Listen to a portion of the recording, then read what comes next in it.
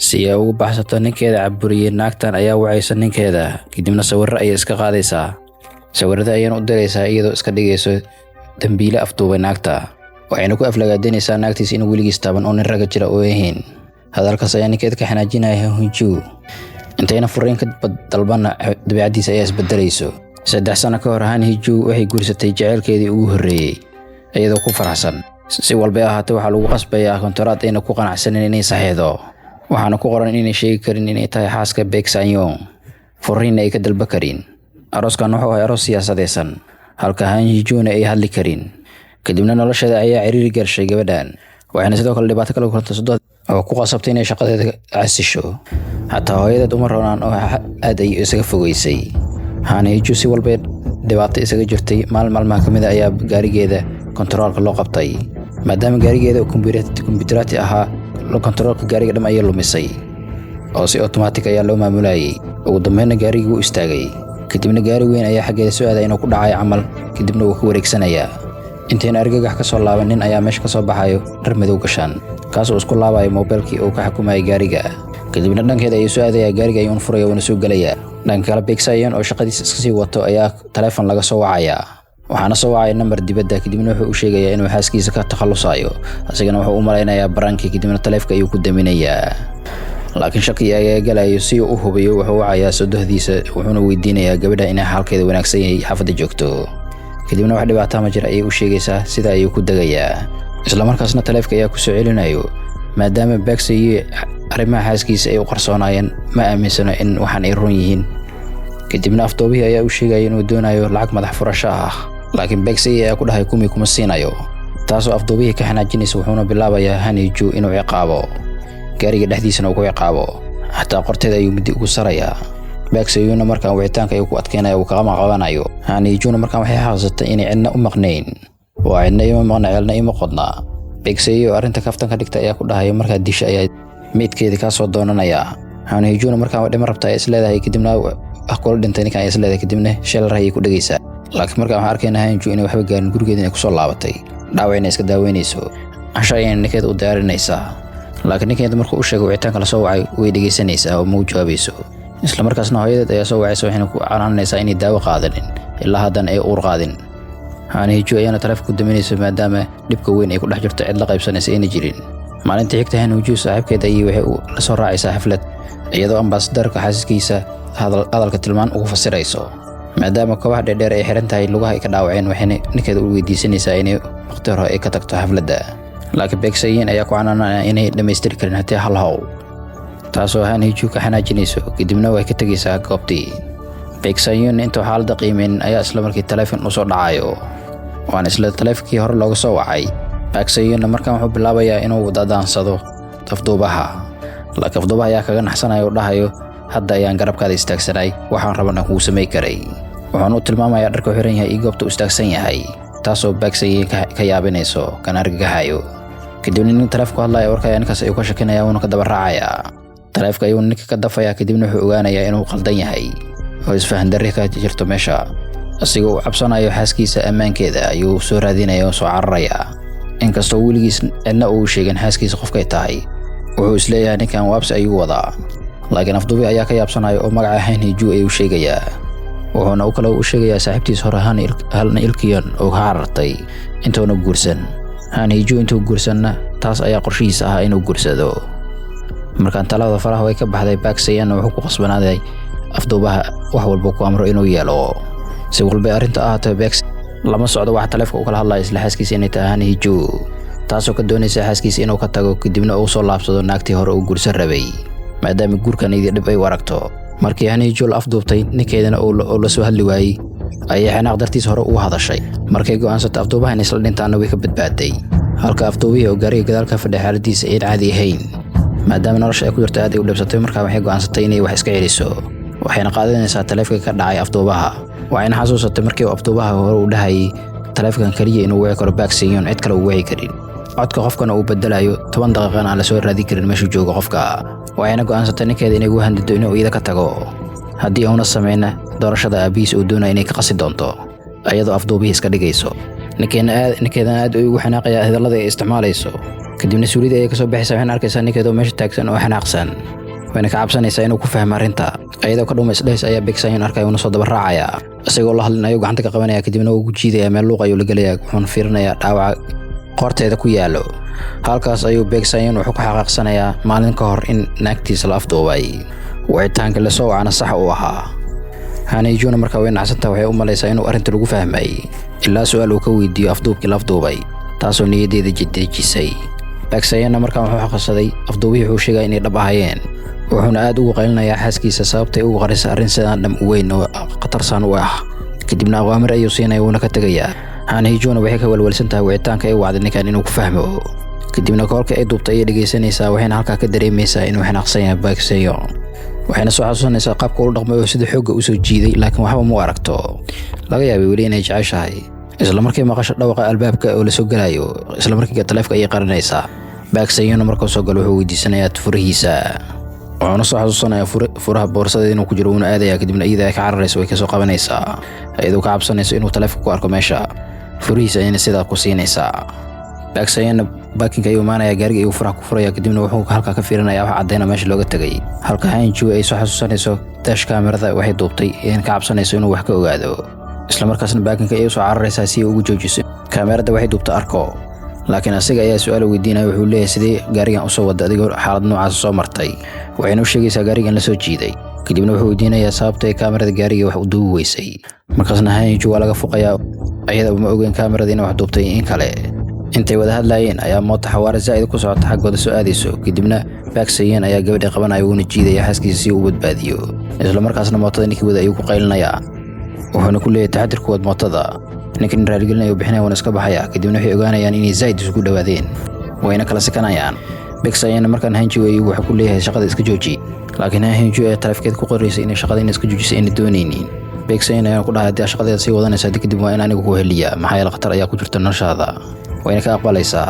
Han Hee-juna markay baxdo saaxiibkiisa ayuu wacayaa kadibna wuxuu weydiisanayaa kaamirada jabtay xogtay ku duubnayd inay la raadiyo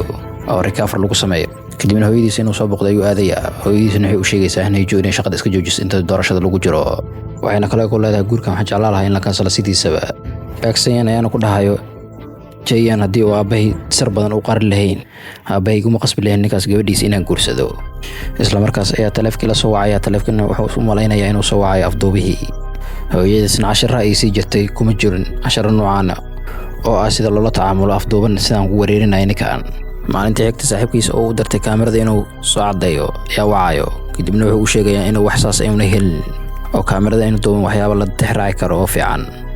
sidoo kale liiska martida wax shakiya laga shakiyo kuma jiraan Beeg Sayan oo shir ku jiro ayaa waxa la soo xiriirayay security kadibna waxay u sheegayaan Han Hee-juna meel ay jaan iyo cirib dhigtay inay garanayeen oo ay shaqadooda ahayd inay maxkamadda ku ilaaliyaan arrintan darteed ay Beeg Sayan waxay ka dhigaysaa mid aan diiradda saari karin shirka ugu jiray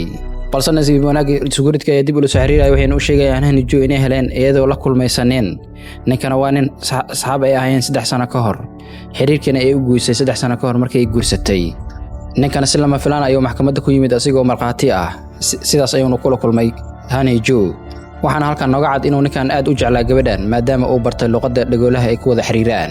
si uu ugu xiriiro Han Hee-juna markaan Han Hee-juna markii guriga ku soo laabato hooyadeed ay la kulmaysaa hooyadeed ayaana weedaysa kadibna dhar ay u soo gadaysaa gaagaaban oo nimanka lagu soo jiito waxayna ku amraysaa inay xirato Han Hee-juna si aabaheed ugu taxdirto waxay ugu qasbantay hooyadeed waxay doonaysaa inay u samayso oo ah inay uur qaado maadaama meesha ay ka jilcan tahay uu yahay dhanka aabaheed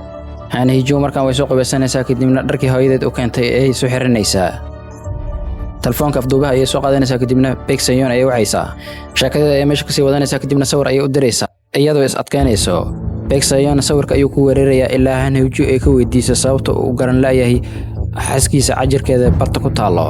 una aqoonsan laayahay sawirka inuu xaaskiisa yahay Beeg Sayan qoslay ayaa weydiinaya afduubaha inuu guursaday in kale Han Hee-juna ayaa isla markii ku jawaabaysa inay guursatay ayadoo isla markii ka laabanaysa kuna dhahaysa ma guursanin maadaama ay ka baqayso in tixraac ay ku noqoto arrintaas isla markaas Beeg Sayan oo xanaaqsan ayaa waxa ku dhahaya stupid ayaa tahay internetka sawirka soo qaatay kadibna ii soo diray oo isqaan ah dambiyadan ay galaysan way kugu sii badanayaan ilaa ka qabto ayuu ku leeyahay Beeg Sayan afduubaha wuxuu u sheegayaa inay jir cid u garanayso sidoo Han Hee-juna u garanaya asiga wuxuu kale u sheegayaa inuu baaritaan wado xaqiiqadan oo soo ogaa doono mar dhow baaritaankan uu ku guuleysan doono Han Hee-juna markaan hadaladiisa ay ka caroonaysaa iyadoo xanaaqsan ayayna taleefka ku dambeynaysaa iyadoo ku dhays kaale ima uu hubso taleefka markay dambaysa kadibna waxay ka naxaysaa hadaladii ay isticmaashay inay dhibaato u keenaan dib ugu keenaan. dhan kale Bex ayaan kooxdiisa waxay soo ogaadeen inay afduubaha ka soo wacayo eriyada gurigiisa agaaraheeda.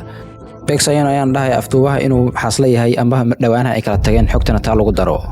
markan Bex wuxuu doonayaa sawirka in la tixraaco meesha laga soo diray, haddana uu ka gaabsanayaa maadaama sawirka uu ku habboon inuu la diray oon leeyahay xanaaqan uu ka tambadiyay markaan Bex dhan kale Han Hee-joo guriga ayay ku wareersantahay waan isla hadlaysaa, waxayna kale ogaan laadahay inuu sawirka ogaaday qofka ay tahay in kale. inkastoo dhibaato badan ay ka martay markay sawirka iska qaadaysay. Han Hee-joo intay arrimahaas ku mashquulsaneed, Bex markaan guriga ayuu soo gaaray. asigoo meel kale ku leexan ayuu toos wuxuu u soo abaarayaa qolka Han Hee-joo ay ku jirtay. isla markaa qolka soo galna wuxuu bilaabayaa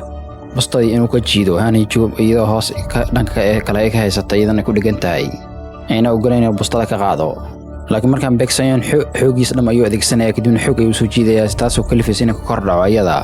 isla markaasna meesha waxaa ka dhashay arrin aynay filanaynin. Han Hee-joo markaan xisho dartiis ayay u jeesatay sababta inankeeda ugu jeesanaysan I don't know. lamaanahan siduu guurkooda u dhacay sidaan camal weligeed isuguma soo dhawaanin. isla markaasna Bex waxay bilaabayaan inuu meesha ka istaago, wuxuuna u sheegayaa subaxdii inay aado xafiiska si turjumaa ugu noqoto luqadda tilmaanta ee dhagoolaha ay isticmaalaan maadaama ay iyadii ku takhasustay luqaddaasi. Han Hee-joo markaan waxay la yaabantaa sida ugu taxadiraya ninkan. markii isku soo guursadeen gabadhan way isugu jirtay, markay sugtana ay hurdada la dhacdo asiga aad ayuu u farxi jiray. markay soo kacdana wuxuu iska mamooysi jiray kadibna wuxuu iska dhigi jiray nin aan ku faraxsanin iyada dhanba.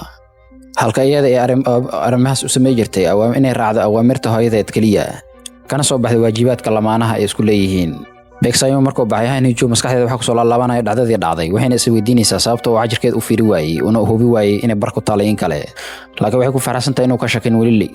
laakiin subaxdii kale markay ka soo kacdo ayaa waxay arkaysaa la yaab Bex oo meesha fadhiyo maadaama subax kasta oo si uu hiirisa jiray markaan uu quraac sameeynayo iyadoo sameeynayo. isla markaasna wuxuu weydiinayaa ninkay shalay la kuntay qofka u ahaa. Han Hee-joo oo taleefankeeda isticmaalaysa ayaa ku dhahayso ninkan inuu ahaa nin ay iskuulka isla dhiga jireen, saaxiibo hore ay ku ahaayeen iskuulka markay wada dhiga jireen. isla markaasna wuxuu weydiinayaa ninkay la kulantay inuu leeyahay nin la aamini karo in kale.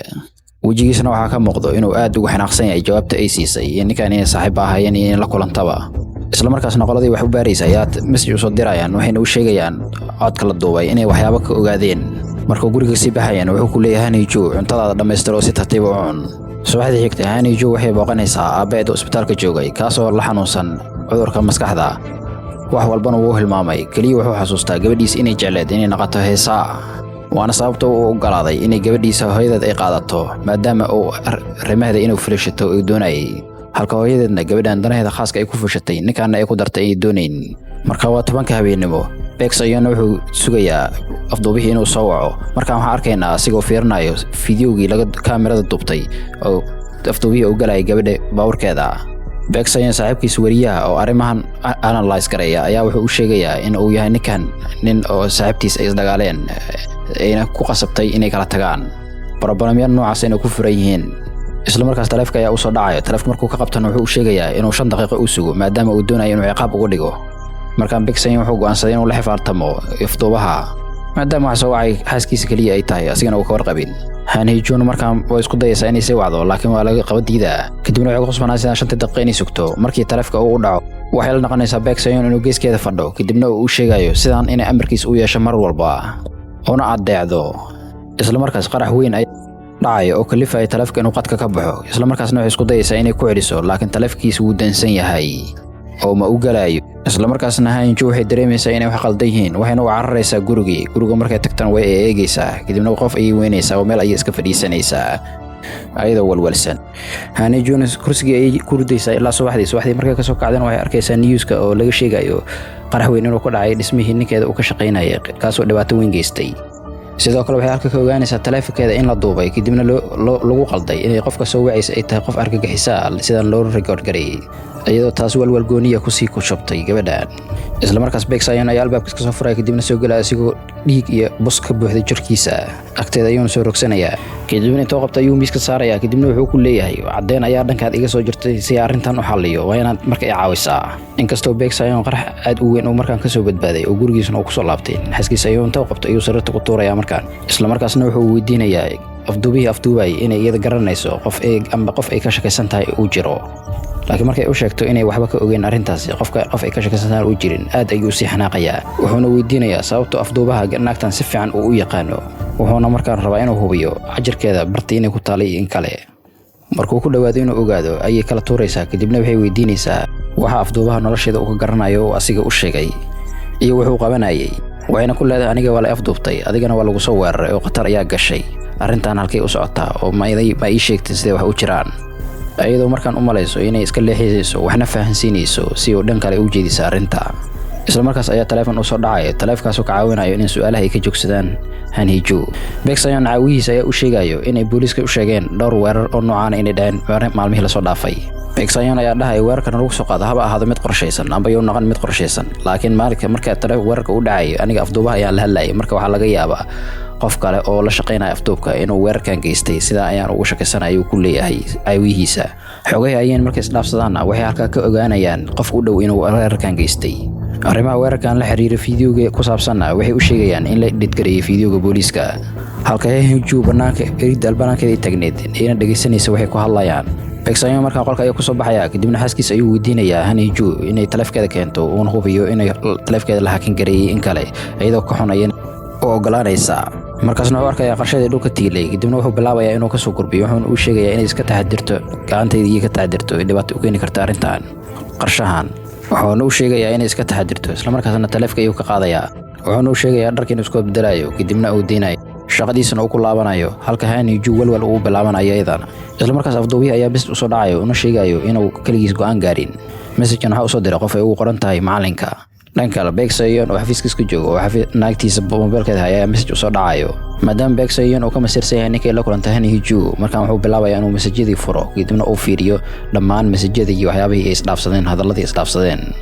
wuxuuna sidoo kale halkan ka ogaanayaa ninkan inuu bare ka soo noqday xarunta agoonta habeenkaasna ay ku ballansanaayeen xaaskiisa inay wada casheeyaan Baek Sang-yeon markaan walagu kacay kadibna taleefkiisa ayuu intuu qabsaday ayuu meesha ka tegay galabtii Ji Sang-woo iyo Han Hee-joo waxay tegayaan maqaayadda ay ku ballameen halka Baek Sang-yeon asigana goobta uu soo gaarayo wuxuuna hore u qorsheeyay inuu ka qaso kulankooda ay labadan kulmayaan markuu qorsheenayo inuu meeshan soo aadana message ayaa soo dhacayo oo nin taageero uu soo dirayo taas ayuu noqon marmarsi ka dhiganaya inuu maqaayadan ku imaado halka Han Hee-joo ay joogto wuxuuna u ekeysinayaa arrintan in dhulcisi lama filaana asigoo dhin gees ka fiirsanayo waxay samaynayaan laakiin aakhirku is celi weeyaa kadibna wuu soo baxaya wuu imaanayaa asigoo si xum ula dhaqmayo halka Ji markaan uu isku dayayo inuu cabitaan u shubo Baek Sang-yeon ayaa galaaskii gambinayo taasoo Ji iyo Han Hee-joo ka yaabinayso Ji ayaana luqadda dhigol kula hadlaya kadibna wuxuu leeyahay waan sii baxayaa halka Han Hee-joo ay go'aansanayso inay dhaweyso Baek Sang-yeon xaaskiisa si uu celiyo wuxuu bilaabayaa sheeko inuu weydiiyo qofkan ninkan shaqada meesha ka shaqeeyo iyo inuu guursado in kale markay aragto sheekada inay saas u socoto way ka istaagaysaa meesha Han Hee-joo markay baxdana Baek Sang-yeon ay u baaqaysaa inuu soo raaco isla markaas Baek Sang-yeon taleefan ayaa u soo dhacaya kaasoo ku kalifayo inuu meesha ka kaco markuu taleefka dhamaysto soo jeesto isla markii wuxuu arkayaa xaaskiisa si aad u xanaaqsan oo gadaashiisa taagan isla markaasna Baek Sang-yeon wuxuu bilaabayaa inuu jiliinka u joojiyo markaan Han Hee-joo markaan iyadoo qorayso ninkan sida ugu shakaysantaa maahan oo waa qof fiican sida u malaysa maahan ayaa Baek Sang-yeon wuxuu samaynayaa taleefka ayuu ka dafayaa asigoo aad u caraysan asigoona u raacsiinayo inuuna doonayn waxay sheegayso inuu ogaado isla markaasna wuxuu weydiinayaa sida wacan ay ninkan u taqaano maadaama ay aad u fahansan tahay qaab dhaqameedkiisa sheekadoodana isku baxayso asigoo ka maseersan maadaama 20 sano oo asiga u yaqiin gabadhan sidana inuu la dhaqmin asigoo isku maleynayay Han Hee-joo inuu si fiican u yaqaan cid sida u yaqaan ay jirtay in jirin laakiin markaan wuxuu xaqiiqsaday inuu arrinta sida ahayn Han Hee-joo isku dhaxayacda markaan kulanka meeshan sida ugu dhacana kulan wuxuu kusoo gabagabay si xun markaan Baek Sang-yeon xafiiskiisa ayuu joogaa caawihiisa wuxuu ku amrayaa inuu Ji Sang soo ogaado wuxuu yahay laakiin caawihiisa ninkan ma aqoonis kaliya maahan xataa uu taageeraa oo nin aad u jecel yahay waayay wuxuuna tusayaa fiidiyoo uu duubay oo 200,000 oo followers inuu haysto social media ka haysto oo nin caan u yahay haweenkana aad ay u taageeraan aadna ay u jecel yihiin arrintaana Baek Sang-yeon naaqiisa zaid ay isu kordhisay isla markaasna caawihiisa ayaa sii tusaya ninkan jimka uu iska soo duubay oo aad loogu taageero qaabka jirkiisa u dhisana dad taageero badan uu ku yeeshay wuxuuna u sharaxinayaa qaabka cajiibka leh oo garbihiisa uu dhisay halka Baek Sang-yeon asigoo aad ugu maseersan kana xanaaqsan uu soo dayay caawihiisa habeenkii Han Hee-joo oo markaan doonayso Baek Sang-yeon inay wacdo ayaa si lama filaan guriga u yimid markuu weydiiyo meesha u socotana waxay ku marmarsiinaysaa inay hoos wax ka soo iibsan rabtay asiga ayaana markaan go'aansanayo inuu soo iibiyo oo hoos ayuu deganaya isla markaas Han Hee-joo ninkeeda ay wacaysaa iyadoo iska dhigayso afduubi Baek Sang-yeon markaan gees ayuu u baxayaa kadibna uu ka qabanayaa taleefkii Beegsayoon wuxuu la yaaban yahay waxa sababta uu afduubaha mar walba u adkeysanayo inuu xaaskiisa furo iyo faa'iidada ugu jirto ayuu la yaaban yahay. halka Han Hee-ju ay doonayso inay ka baxsato guurkan aan jacaylka ku dhisnayn, wax jacaylna aan lahayn, ayna dhibsato nolosha inay ku nolaato. Han Hee-ju cadaadiska ay ku sii badanaysaa halka Beegsayoon shakigiisa uu sii badanayo, wuxuuna afduubaha u sheegayaa inuu marnaba aqbalin waxa uu ka codsanayo. wuxuuna u sheegayaa in intay goor tahay inuu sheekada halkan ku joojiyo afduubaha. digniin ayuu intaan ugu dhigayaa, isla markaas darafka ayuu daminayaa. isla markaasna wuxuu keenayaa alaabtii Han Hee-ju ay ku amartay, wuxuuna sheegayaa inuuna marnaba furayn xaaskiisa, si walba naqatana uu xalinayo dhibaatooyinka guurkooda ka dhex jiro. wuxuuna u sheegayaa afduubaha in familkooda magaciisa iyo sharaftooda inuu ku dheeri karin qof taleefanka soo wacay. Han Hee-juna way la yaabanta arrintan, waxayna is leedahay sababta uu ku fuuri laayahay kaliya miyaa inuu magaciisa ilaashto mise wax kale ayaa jiro. inta uu fikirka noocaas maskaxdeeda ku jiray, Beegsayoon ayaa imaanaya qolkeeda ayuuna jiifanaya. markay qolka soo gashana wuxuu leeyahay halkan soo seexo, halka Han Hee-ju ay ka diidayso arrintaasi. isla markaasna Beegsayoon nalkii ayuu daminayaa oo jiifka. Han Hee-ju ayaa isla markaas sariirta isku soo tuurayso, barkinta ayna ka dafaysa, isla markaa geeskiisa ayna soo jiifanaysaa. xanaaq ay ka filanaysa ma xanaaqayo oo geeskeeda ayuu si tartiib u jiifanaya asigoo ku qanacsan. Beegsayoon markaa wuxuu ku walwalsan yahay xaaskiisa afduubaha inuu dhibaato gaarsiiyo maadaama uu xafiiska ku soo weeraray, fudaydna uu tahay inuu guriga ku soo weeraro xaaskiisa. wuxuuna ku fikirayaa haddii uu xaaskiisa geeskeeda jiifto inay ka caawinayso inay si raaxo leh u jiifato si tartiib ah iyadoo degan. wuxuuna u sheegayaa inay iska hilmaanto maalintii afduubaha dhibaatada uu gaarsiiyey. Han Hee-juna markaa maskaxdeeda ayaa degayso si tartiib ah inay hurdo ula dhacaysaa. kadib markuu arko Han Hee-ju sida u jiifto, Beegsayoon ayaa si tartiib ah oo qolka uga baxayo. Han Hee-ju yaraanteedii shil ayay ka badbaaday oo walaalkeed ku hooyadeedna ka saddexaad ay guursatay si ay garab uga hesho. waxay Han Hee-ju ku kaliftay inay nolosheeda aamusnaan ay matasho, qof aan hadli karin ay iska dhigto. subaxdii xigta Han Hee-ju aabaheed ayaa video call ka soo wacaya. qofka video call-ka u hayna cid kale maahan waa isla afduubihii. afduubahana kaliya ma ogeyn taleefkiisa inay hadday Han Hee-ju, xataa uu ogaa inay wacday Beegsayoon iyadoo iska dhigayso isla afduubaha. arrinkaasna aad ayuu ugu faraxsan yahay maadaama wuxuu doonayay iyadoo waxay doonaysay ay isleeyihiin. afduubihi ayaan Han Hee-ju kula talinayo inay wicitaanka sii waday barnaamijkeeda meesha ka sii wado, haddii inay joojisana barnaamijka uu ku xumaan doono. wuxuuna tusinayaa ilka uu gacanta ku haya, isla markaasna isku naxaysaa iyadoo ooyeyso. isla markaasna gurigii isbitaalka loo xanaanay ee duqowshaha ayay u cararaysaa, kadibna aabaheed oo qadqaba ay u tegaysaa. waxay kale ogaanaysaa inaa cidna oo duqowshaha ka mid a ilka laga siibin. booliiska ayaana arrinta ogaanaya, kadibna waxay u soo raacaysaa saldhigga. intay dhex soo socdeen raadiyihii gaariga ayaa wuxuu soo xasuusinayaa gabadhan afduubihii waqtigii markuu afduubayay iyo aabeed siduu dhibaatada u gaarsiiyey. taas ayaa ku kalifayso inay matag qabto. sarkaaladii booliiska ahaa ee gaarigoodana markaa waxay ku qasbanaanayaan in Han Hee-ju inay gaariga u istaajiyaan. kadibna markay matagto waxay bilaabaysaa isla markii inay qusasho, iyadoo markaan quus taagan maadaama nolosheeda dhan rafaad ay ku jirtay. dhibaatadan yaraanteeda waxaa kusoo bilaabay hooyadeed oo qolka ku celisay, iyadoo yarna ula dhaqmi jirtay sida qof weyn, halka ninkeenada afduubaha uu gargaari waayey, ayadoo markaan ku fikirayso cid u damqanaysa in dunida ku nooleen. isla markaas ayaa Beegsayoon oo gawaari badan oo booliis la socota imaanayo, kadibna wuxuu leeyahay aniga ayaa saldhigga u qaadaya gabadhan geenaya meesha naagteyda. halka labadii sarkaal ay marka hore ay hubinayaan aqoonsigiisa wuxuu yahay intayna gabadha ku wareejin. wuxuuna u sheegayaa kadibna booliiska dib ayaa ugu mahadceli doona ayuu ku leeyahay. Beegsayoon markaan naxtin iyo xanaaq ayaa isugu darsamay maadaama afduubihii markaan uu weeraray sodogiisa, halka Han Hee-ju markaan ay isceli weysay kadibna ay bilowday inay oyso.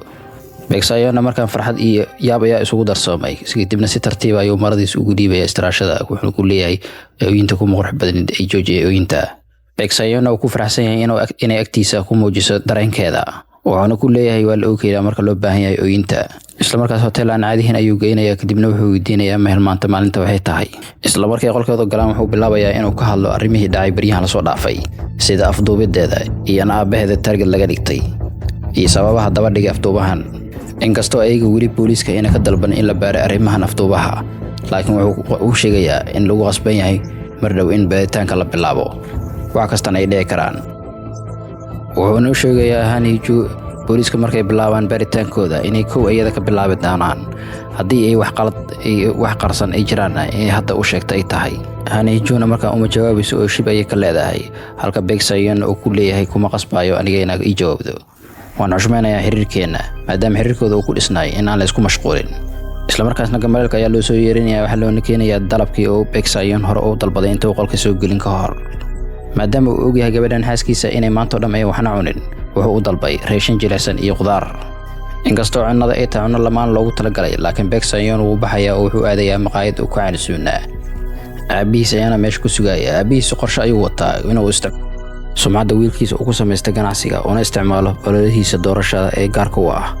isla markaas Han Hee-ju ayaa maqaayadda soo gaarayso kadibna way fadhiisanaysaa. isla markii ay raashinka cunin ayaa waxay dareemaysaa inay sudageeda uu ka cabsanayo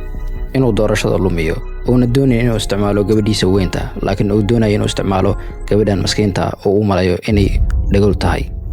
oo ah iyada kana dhigta tool oo uu isticmaalo ololihiisa doorashada. laakiin Han Hee-ju oo waxba dhihin ayaa Baek Seo-yeon meesha ka istaagayo. kaamirista meesha ku qarsan ayuu kaamirada ka soo qaadaya oo duqa isticmaalaya ololihiisa doorashadan uu isticmaalay, wuxuuna ugu digayaa mar dambe inuu waxaan sameeyo. aabihiisa Baek Seo-yeon wuxuu ka xanaaqay sida foosha xun ee uu dhaqmayo aabihiisa gabadhan u qabo. digniintaas markuu siiyo kadib Baek Seo-yeon xaaskiisa ayuu gacanta qabsanaya kadibna goobta ayay isaga tegayaan. intay soo socdeen odagii ayaa kusoo tuuraya bakeerigii. Baek Seo-yeon ayaana ka badbaadinayo Han Hee-ju inay wax gaaraan. dhacdadan ayaana Baek Seo-yeon aad ugu xanaajisay. markaan Baek Seo-yeon wuxuu go'aansaday aabihiisa inuu ka hor imaado oo iskana celiyo wuxuu samaynayo kan hortago. Baek Seo-yeon iyo xaaskiisa way kasoo tegayaan, waxayna raacayaan wiish asagoo gacanta ugu dhegan xaaskiisa Han Hee-ju. wuxuuna u sheegayaa inuu ogaay gabadha walaasheeda booskay ka maqantahay inay buuxiso inay ku khasbanayd inuu ogyahay arrintaas. wuxuuna kula talinayaa dadkan waalidiinta qaar xun waxyaabaha ay ku dhahayaan inayna laga jalaq u siinin oo carruurtooda aan u tuurayn. maalintii xigta Baek Seo-yeon caawiyihiisa ayaa u keenayo fiidiyoyo badan oo Ji Sang-yoon ugu hadlayo arsenka dabka ka dhashay qaraxii dili tagay iyo dhacdooyinka arrimahaas la mid ah isagoo aad ugu hadlayo. waana khabiir arrimahaas ku takhasusay. Ji Sang-yoon maalinkaas show ayuu lahay ugu hadlayo arrimahan. Han Hee-juna meesha waxay ka ahayd turjumaaga luuqadda tilmaanta, waxayna tilmaanta bilaabaysay ka hor intuu fiidiyowga bilaabin, taasoo Baek Seo-yeon ka yaabisay. isla markaasna wuu soo baxaya kadibna Han Hee-ju ayuu u tagayaa, wuxuuna weydiinayaa inay oga qoraalka khudbada la soo jeedinayay maadaama ay khudbada intay bilaaban ka hor ay fasiraysay hadalka iyo tilmaanteeda ay horreysay. Han Hee-ju ayaan ugu jawaabaysa maadaama ay Jason caawiyihiisa ahayd inay hore practice u sameeyeen, ay hore u ogeed waxyaabahaas oo dhan,